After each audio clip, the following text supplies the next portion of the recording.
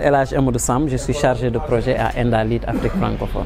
Qu'est-ce qui nous réunit ici aujourd'hui? Voilà, cette rencontre entre dans le cadre d'un projet qui s'appelle CITAP, donc projet de transparence et de redevabilité dans le secteur de la santé au Sénégal et la gestion des fonds alloués à la Covid-19. Donc l'objectif, c'est de retracer un peu les fonds Covid-19 et de regarder avec les communautés quels sont les problèmes de gestion qu'il y a eu et quelles sont les recommandations qu'on pourrait faire pour que qu'on puisse avoir des mesures d'anticipation pour tout ce qui est pandémie au Sénégal, mais aussi d'anticiper les problèmes de gouvernance de fonds au Sénégal. Donc c'est la raison pour laquelle on a eu cette rencontre avec la communauté. Je sais que vous êtes en train de sillonner le pays, donc vous avez fait escale à Saint-Louis. Quelle est la particularité de Saint-Louis et quelles sont les similitudes avec les autres localités? Voilà, donc on a fait Ziguinchor, Kaolack, Mbour, Guédiawaye. Bon, la particularité de Saint-Louis, c'est que Saint-Louis déjà est une zone touristique qui a été vraiment touchée par la Covid-19 et aussi les activités génératrices de revenus en tant que des acteurs de la pêche ont été vraiment touchées par la Covid-19. Donc la gestion à Saint-Louis aura une petite différence avec les autres zones. Et aussi culturellement, Saint-Louis en tant que zone qui est une zone purement coloniale, donc la spécificité de Saint-Louis aura une petite différence avec les autres zones. Donc la gestion aussi à Saint-Louis sera un peu différente par rapport aux autres zones. Mais quand même, il y a des choses qu'on a remarquées ici par rapport à la gestion.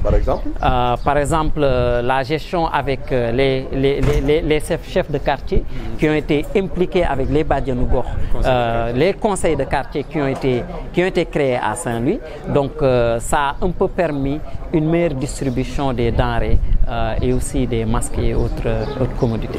Et au niveau national, qu'est-ce qu'on peut retenir? Au niveau national, on a remarqué que la Covid-19 a sorti un peu les tares de la société et aussi un problème d'accès à l'information et un problème de mobilisation. Mais heureusement qu'il y a eu la société civile et les relais communautaires. Donc au niveau national, ce qu'on a remarqué, c'est que les relais communautaires, qui sont les gens les plus proches des populations, c'est les personnes qui sont les plus fatiguées. Donc on a besoin de les renforcer et de les autonomiser, surtout les Badianou Gox.